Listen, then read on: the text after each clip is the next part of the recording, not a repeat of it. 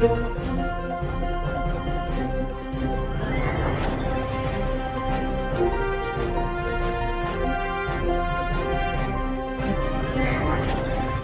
જોઈ રહ્યા છો પ્રજાના પ્રશ્નોને વાચા આપતું મિસ્ટર ગુજરાત ન્યૂઝ. નમસ્કાર. ભચાઉ મામલતદાર કચેરીમાં વિદ્યાર્થીઓ, વાલીઓ, અરજદારો 44 ડિગ્રી તાપમાનમાં દાખલા માટે અને રેસનિંગ અન્ય દાખલાઓ માટે સવારથી લાઈન લાગે છે. લાગતા વળગતા અધિકારીઓ, કર્મચારીઓ બેજવાબદાર. આમ પ્રજાનું કોઈ કામ થતા નથી. ભઠ્ઠીઓનું વેકેશન પૂરું થવા જઈ રહ્યું છે ત્યારે વિદ્યાર્થીઓને આવકના દાખલા લેવા જરૂરી છે.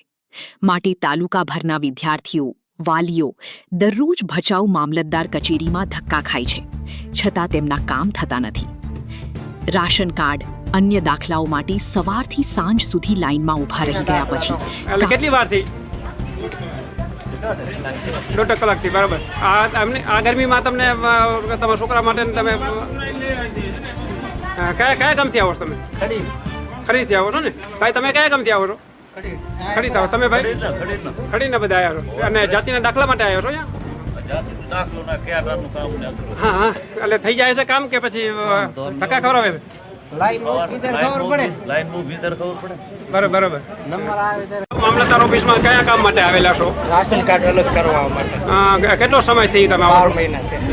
એટલે શું નથી થતું કામ તમારું? 10 વખત ધક્કા ખાધા. અને કયા ગામના છો?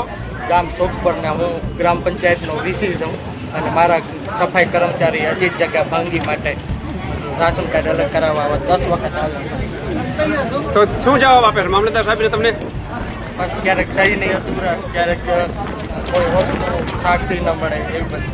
તો પૈસાની માંગણી કંઈ કરે છે? બિલકુલ નહીં. કામ નથી થતું તમારું? લાઈટ થાય છે. ભાઈ આપ મામલતદાર ઓફિસમાં કયા કામ માટે આવ્યા છો? જાતિ દાખલો કાઢી આપ્યો? નથી કાઢી દીધો, હજી 4 દી થયા. કેટલા ટકા થયા? 4-5% થયા. આરોજનું થાય એડમિશન આટલું થઈને આવી અહીંયા હરખું થાય તો હું હરખું નથી થતું ને હું કદાચ સહી કરવાની હોય તો આ સાહેબ હાજરમાં હોતા નથી. અત્યારે હતા તો અત્યારે હાલે ગયા અંદર કેટલા 4 દીથી ધક્કા ખાઈ આરોજ. રિપોર્ટ મહાવીર સિંહ બી રાણા, ભચાઉ.